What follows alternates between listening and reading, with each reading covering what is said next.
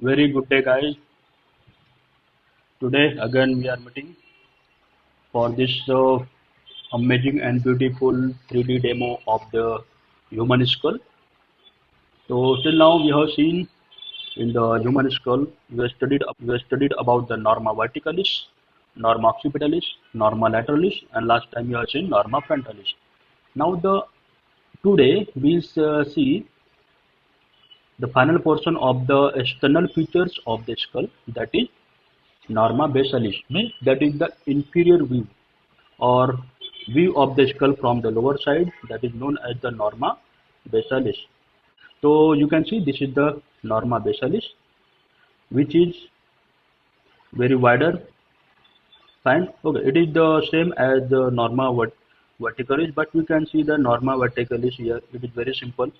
But here on the norma basalis, we can see many structures, many roughness. Okay, in the 3D appearance, it is looking very beautiful. Actually, through this view, you can see that it is really a 3D recording.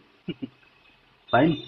So, thank you for appreciation from your side, from the student volunteers who have helped me to modify these 3D videos when I send them this type of video to them during our final preparation for the series of this 3D or virtual reality demo of the skull and other organs.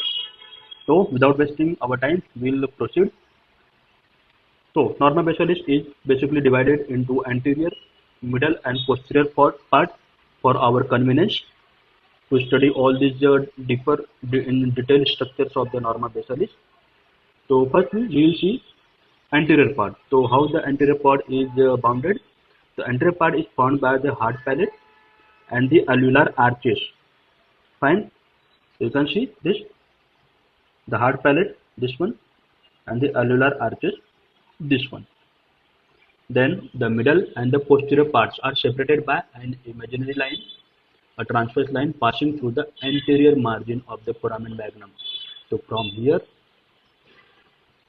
up to the anterior margin of the foramen magnum, it is the middle portion, middle part, and posterior to this anterior margin of the foramen magnum is posterior part of the norma basalis.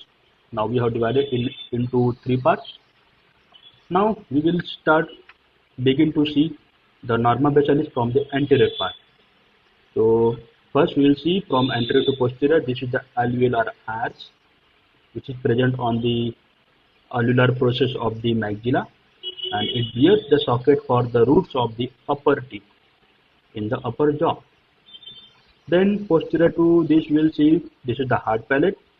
So how is the hard palate is formed?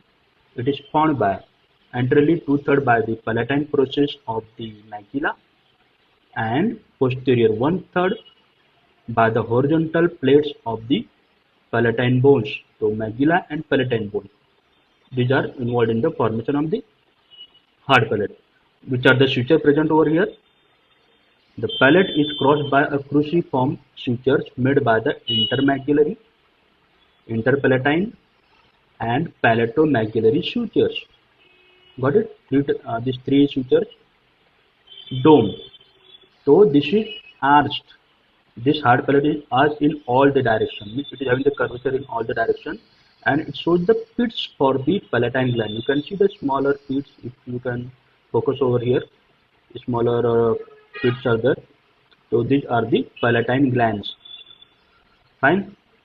Then the very particular feature of this palate is incisive fossa. You can see this is the incisive fossa. Incisive fossa is a deep fossa situated anteriorly in the median plane, and there are the two incisive foramen, one is the right, one on the left. It pierces the wall of this incisive fossa. You can see these are the incisive foramen side by side, but occasionally in the median plane. Okay, they are present side by side, but sometimes in the median plane.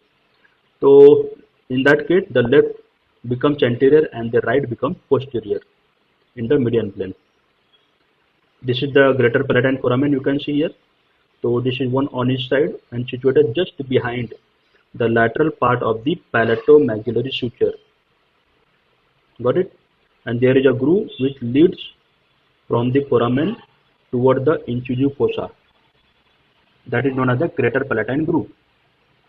Then there are lesser palatine foramina, which may be 2 or 1 or 3 in number on each side, multiple number, and lie behind the greater palatine foramen and perforate the pyramidal process of the palatine bone. Pyramidal process of the palatine bone. Got it? Okay. Then the posterior border of the hard palate. So this is the pre-border and it presents the posterior nasal spine in its median plane.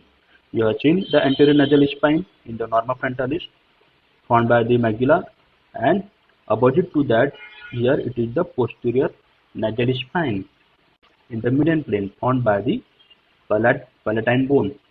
Got it? And these are known as the palatine crest, which are curved ridges near the posterior border. What is this? This is the palatine crest, and it begins behind the greater palatine foramen and runs medially. ठीक है? So this was all about the anterior part of the norma basalis.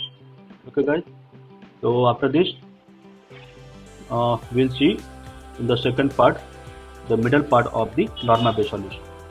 So we'll see the next video for this. So I have attached the link in the following description, so just you click on that and find the video, the 3D video for this middle part of the norma basalis. Okay, till then, goodbye, take care of yourself and your family, and enjoy this weather and your study. Thank you very much guys.